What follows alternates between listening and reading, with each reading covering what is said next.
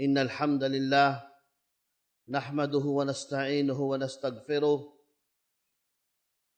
ونعوذ بالله من شرور أنفسنا ومن سيئات أعمالنا من يهده الله فلا مضل له ومن يضلل فلا هادي له وأشهد أن لا إله إلا الله وحده لا شريك له وأشهد أن محمدا عبده ورسوله صلى الله عليه وعلى آله ومن تمسك بسنته إلى يوم الدين وبعد يا أيها الذين آمنوا اتقوا الله حق تقاته ولا تموتن إلا وأنتم مسلمون يا أيها الناس اتقوا ربكم الذي خلقكم من نفس واحدة وخلق منها زوجها وبث منهما رجالا كثيرا ونساء واتقوا الله الذي تساءلون به والأرحام إن الله كان عليكم رقيبا وقال الله تعالى يا أيها الذين آمنوا اتقوا الله وقولوا قولا سديدا يصلح لكم أعمالكم ويغفر لكم ذنوبكم ومن يطع الله ورسوله فقد فاز فوزا عظيما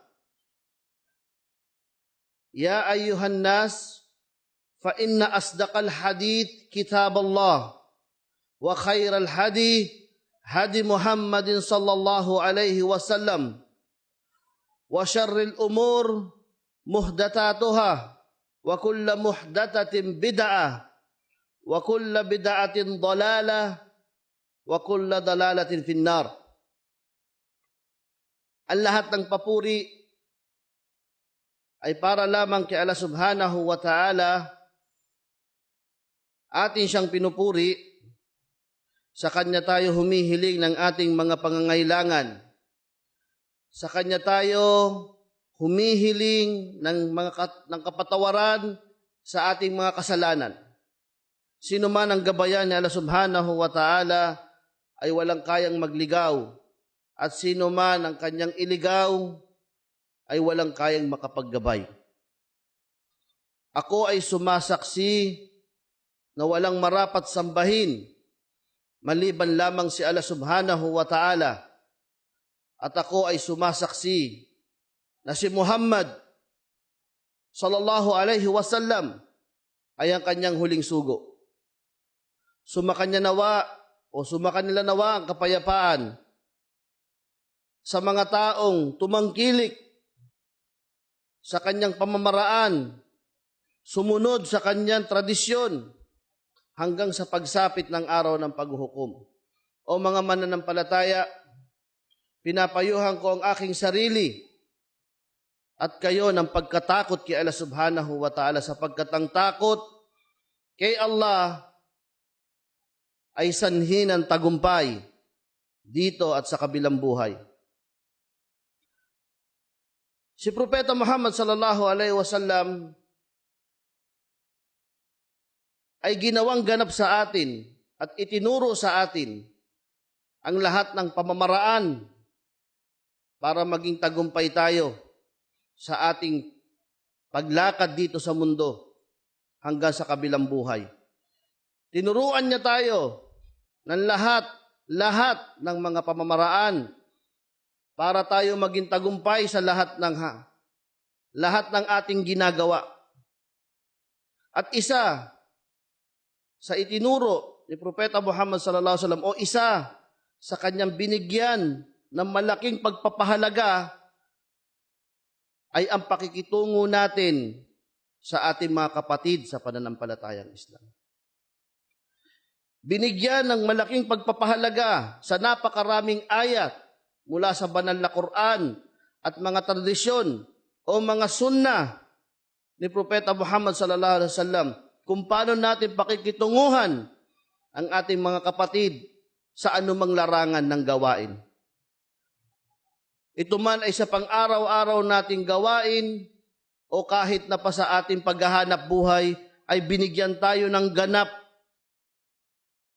na panuntunan ng Islam sa pamamagitan ng pagtuturo sa atin ng ating mahal na propeta na si Propeta Muhammad sallallahu alaihi wasallam. Isang hadith na napaka-ikli, ngunit napakaraming kabutihan ang ating maaring makuha. Isang hadith na iniulat sa atin ni Abu Hurairah radhiyallahu anhu.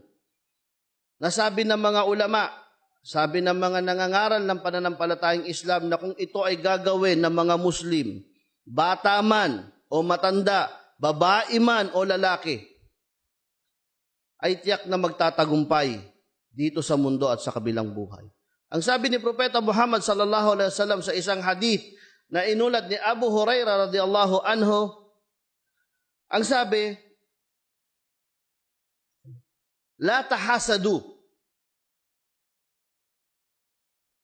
wala tanajashu, wala tabaghadu, wala tadabaru, wala yabi' ba'dukum ala bi' ba'd. Ang sabi ni Propeta Muhammad sallallahu alaihi wasallam, wala tahasadu. Huwag kayong mag-inggitan sa bawat isa. Iwasan natin ang inggit, sapagkat etong inggit na to ang siyang pangunahing sanhi ng pagkakaroon ng fitna sa pagitan ng mga kapatid. Dito nagsisimula. At ang hasad na ito, etong inggit na ito, ang unang kasalanan. Dahil ang laging kadikit ng inggit ay ang pagmamalaki sa sarili. Laging kasama ng pagkakaroon ng inggit ay ang pagkakaroon ng kibir. Tulad ng ginawa ni Shaitan nung panahong nililikha pa lang si Adan, na punong-puno siya ng inggit. Kaya lahat ng pagpaninira o lahat ng paraan ay gagawin niya para maibaba ang dangal ng taong ito, ang dangal ni Adam, sumakanya nawa ang kapayapaan. Ito ang nararamdaman ng tao sa tuwing nagkakaroon siya ng hasad, na siyang laging pinagsisimulan ng maraming fitna sa mujtama, ng maraming simula ng pagkakagulo sa pagitan ng mga Muslim, ang pagkakaroon ng inggit. Kaya kung aalisin natin to sa ating katawan o aalisin natin to sa ating puso, tunay na ito ay isa sa pinakamatagal ng sakit ng mga tao. Sakit ng mga Muslim. Pagkakaroon ng inggit sa kapwa niya, kung ito ay malilinis natin sa ating puso, ay maraming bagay na magiging malinis sa ating mga gawain. Ang sunod na sinabi ng Propeta Muhammad sallallahu alaihi wasallam, wala tanajashu.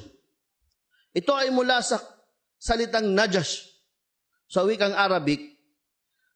Ito ay kinuha mula sa pagbabatas kung paano maghanap buhay ang isang tao, o isang Muslim. Ang najash ay ang pakikipagkasundo na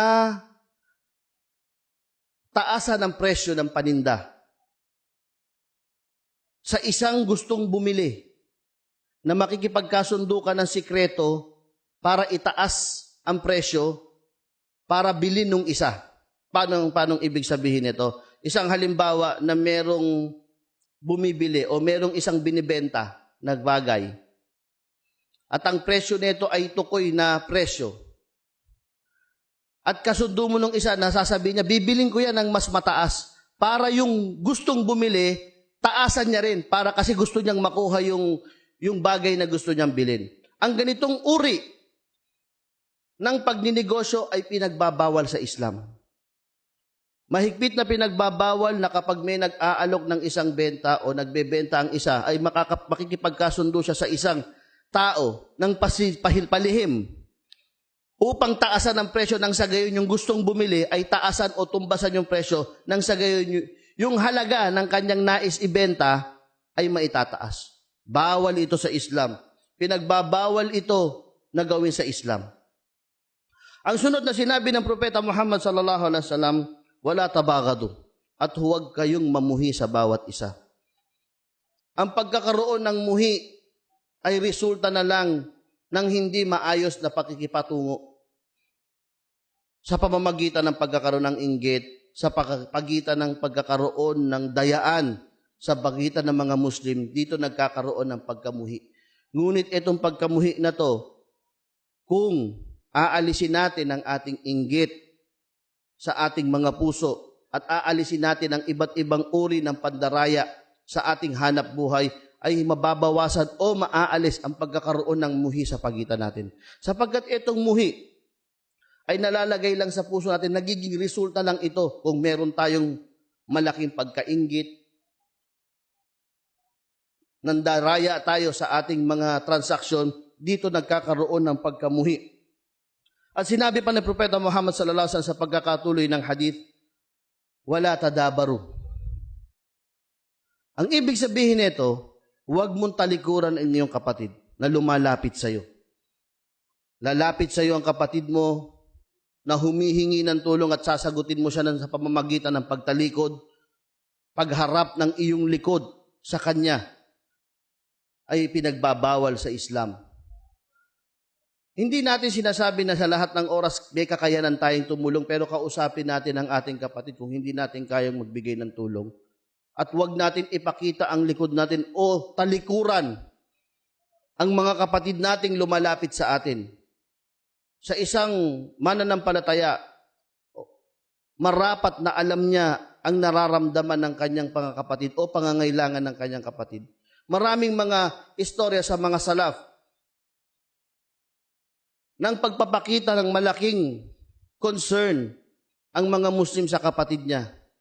Napakaraming hadith na ibinigay sa atin ni Propeta Muhammad sallallahu alaihi wasallam para sa pagmamahal sa ating mga kapatid. Ang sabi pa sa pagpapatuloy ng hadith, wala yabi' ba'dukum ala bi' ba'd. Isa na naman itong ahkam o panuntunan sa pagninegosyo o paghahanap buhay. Ito naman ay ang pagtitinda o pagtataas o pagbababa ng presyo kung nais mong makuha ang isang namimili sa isang binibilihan niya. Halimbawa, 2 tindahan. Sa iyo ang pagmamay-ari ng isa at isa sa iyong kapatid na Muslim. At nagbebenta siya ng isang bagay na gustong bilhin nung bumibili. At sasabi mo, halika rito at bibenta ko sa iyo ng mas mababa. Yun ang ibig sabihin.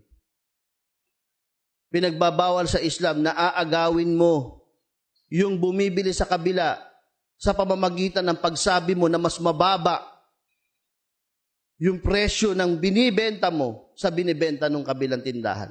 Ganitong uri ng transaksyon ay pinagbabawal sa Islam. Ito, ang mga hadith, kung titignan natin ang hikmah o wisdom, bakit pinagsama ito ni Propeta Muhammad sallallahu alaihi wasallam? Pinagsama niya yung mga sakit ng puso ng tao at yung ilang mga transaksyon o ilang mga pamamaraan ng pagninegosyo para ito maging kumpletong itinuturo sa atin kung paano ang pamumuhay ng Muslim, ikaw man o pang-araw-araw natin pamumuhay o kahit na ginagamit natin sa ating mga panghahanap buhay. At sa pagpapatuloy ng hadith, sinabi na ng Propeta Muhammad sallallahu alaihi wasallam, wa kunu ibadallah ikhwanan. Ang sabi, at kayong mga alipin ni Allah ay magturingan. Magturingan kayong magkakapatid. Sapagkat bakit? Al-Muslim akhul Muslim. Sapagkat ang Muslim ay kapatid ng Muslim. Napakalinaw at hindi kinakailangan ng malalim na pagpapaliwanag. Ang Muslim ay kapatid niya ang kapwa niya Muslim. Kaya magturingan kayong magkakapatid. Paano ba magtuturingan ng magkakapatid? Sa magkakapatid ba nagdadayaan o nag-iinggitan o nagkaroon ng muhi sa puso? Ang tunay na magkakapatid, walang inggit. Lagi tayong naandun sa pagpaparaya. Ito ang magkakapatid eh. Hindi tayo naiinggit kapag mayroong kabutihan na nangyayari sa kapatid natin, kapag may mabuting nangyayari sa kabila, mga kapatid natin, napakaraming Muslim. Hindi lang tayo. Lahat ito'y mga kapatid natin. At kapag may nakikita tayong kabutihan na nangyayari sa kanila, dapat natutuwa tayo. May sakit tayo sa puso kapag nakakakita tayo ng kabutihan sa mga kapatid natin at nakakaramdam tayo ng inggit. Pag nakikita natin na nagkakaroon sila ng mga masagana, ng kasaganahan, o nagiging mabuti ang kanilang kalagayan, ay nagkakaroon tayo ng inggit, meron tayong sakit sa puso. Dapat pag nakikita nating mabuti ang kalagayan ng kapatid natin, saan man silang dako nandoon, anumang grupo ang kinapapalooban nila, anumang organisasyon ang kanilang pinalolooban, kapag nakikita natin sila'y nagiging maganda ang kanilang kalagayan, dapat natutuwa tayo. Ganon, magturingan kayong magkakapatid sapagkat ang mga Muslim ay kapatid ng kapwa niya Muslim. Ganito dapat ang nagiging ugali ng mga Muslim at hindi tayo nakakaramdam ng pagkainggit, pagkabuhi at lalo na hindi tayo nandaraya sa ating pakikipagtransaksyon sa ating negosyo. Nang sa gayon, dumarating sa atin ang baraka o ang biyaya ni Allah subhanahu wa ta'ala. Sa pagpapatuloy ng hadith ni Propeta Muhammad sallallahu alaihi wasallam, ang sabi niya, la yadlimuhu. Pagkasabi ni Propeta Muhammad sallallahu alaihi wasallam, magturingan kayo na magkakapatid. Sapagkat kayo ang mga Muslim ang magkakapatid. Sabi niya, wala yadlimuhu. Huwag niyong gawan ng di makatarungan ang mga kapatid niyo. Huwag niyo silang i-oppress. Huwag niyo silang kawawain. At sabi ni Propeta Muhammad sallallahu alaihi wasallam, wala yakhdiluhu. Ano ito? Ang hayaan na gawan siya ng di makatarungan ng iba. Hindi lang sapat na hindi tayo gumagawa ng di makatarungan sa mga kapatid natin. Dapat hinahayaan o hindi rin natin pinapayagan na gawan sila ng di makatarungan ng iba. Kapag wala ang kapatid natin at merong nagsasalita ng di makatarungan, dapat sinasabihan natin. Dapat hindi tayo pumapayag na ginagawan din ng iba ng di makatarungan ng kapatid natin sa pananampalatayang Islam. Hindi sumasapat na tayo lang sa sarili natin. Dapat pag nakikita natin na may nangyayaring hindi makatarungan sa kapatid natin, dapat may ginagawa tayo. Dapat nararamdaman natin yan. Dapat nagre-react tayo. Kapag ginagawa nila ng mga di mananampalataya o ng mga kalaban ng Islam, ang mga kapatid natin sa pananampalataya, saan man silang dako nandoon, dapat naaapektuhan tayo. Dapat kumikilos tayo. Dapat ginagawa natin ang dapat nating gawin sa abot ng ating makakaya. Kapag nakikita natin na ang mga kapatid natin ay ginagawa ng di makatarungan. Ginagawan ng di makatarungan. Ang sabi pa ni Propeta Muhammad sallallahu alaihi wasallam, wala yahkiruhu. Ang sabi, at huwag nyo silang maliitin. Sabi ng Propeta Muhammad sallallahu alaihi wasallam, huwag nyo silang minamaliit. Huwag nyo tinitignan ng mga kapatid nyo na para bang walang kwenta. O tinuturing nyo silang para bang walang ginagawang mabuti. Hindi maaari sa isang Muslim na tinuturing o minamaliit ang kanyang kapatid sa pananampalatayang Islam. Ang sabi pa ni Propeta Muhammad sallallahu alaihi wasallam, pagkatapos netong tatlong binigay niyang halimbawa na huwag niyong gawa ng di makatarungan ang mga mananampalataya at huwag niyong hayaang gawan sila ng di makatarungan at huwag niyo silang mamaliitin, ay tinuro niya ang dibdib niya ng 3 beses at sinabi niya, at-taqwa hahuna. Sabi ni Propeta Muhammad sallallahu alaihi wasallam, ang takot nandito. Anong ibig sabihin nito? Ang hindi paggawa ng di makatarungan sa kapatid natin at huwag gayaan na siya'y gawa ng katarungan at huwag siyang maliitin ay bahagi ng pagkakaroon ng ganap na takwa o takot kay Allah subhanahu wa ta'ala. Sapagkat ang mga bagay na ito, ang hindi paggawa ng di makatarungan at ang huwag hayaan na gawa ng di katarungan ng kapatid natin at maliitin ito, ay ito'y mga gawain ng puso. Nasa puso natin ito. Kapag itong mga bagay na to ay nilalaman natin sa puso natin, ang takwa nandoon.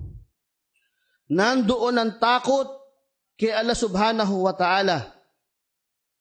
kapag tayo tinaglay natin na tayo ay hindi nag-o-oppress o hindi natin ginagawan ng di makatarungan ng kapatid natin. At lalong-lalo na hindi natin hinahayaan na ginagawan siya ng di makatarungan ng iba, lalo na ng mga hindi mananampalataya sa Islam.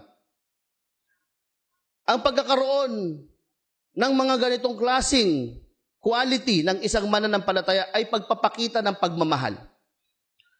Pagpapakita ng pagmamahal sa mga sinasabi o inuutos ni Propeta Muhammad sallallahu alaihi wasallam. At ang pagtataglay ng pagmamahal sa kapwa o sa kapwa Muslim ay pagsunod sa pamamaraan ni Propeta Muhammad sallallahu alaihi wasallam na siyang dahilan para taglayin natin ang pagmamahal ni Allah subhanahu wa ta'ala. Sabi, "Kul in kuntum tuhibbuna Allah fattabi'uni yuhibbukumullah wa yaghfir lakum dunubakum." Sabi, sabihin mo Muhammad, kung mahal nila si Allah subhanahu wa ta'ala, sundin ka nila. At sa pagsunod kay Propeta Muhammad sallallahu alaihi wasallam, sa isa sa pinahalagahan niya na gawain ay ang pagbibigay ng karapatan ng mga kapatid natin sa pananampalatayang Islam. Nabigay natin ang karapatan nila sa mga sumusunod na binanggit ni Propeta Muhammad sallallahu alaihi wasallam sa hadith na to. Mula sa pang-araw-araw nating ginagawa hanggang sa paghahanap buhay natin. At magpakupkup tayo kay Allah subhanahu wa ta'ala na huwag tayo o lagyan niya tayo ng puso na merong pagmamahal sa ating kapatid. At magpakupkup tayo kay Allah subhanahu wa ta'ala o hilingin natin kay Allah subhanahu wa ta'ala na lagyan niya tayo ng pagmamalasakit at pagmamahal sa ating kapatid at magpakupkup tayo sa pusong may sakit na nagkakaroon ng inggit, nagkakaroon ng pagkamuhi sa ating kapatid. Wa aqulu qawli hadha wa astaghfirullah li wa lakum wa lisairil muslimin min kulli dhanb wastaghfiruhu innahu huwal ghafurur rahim.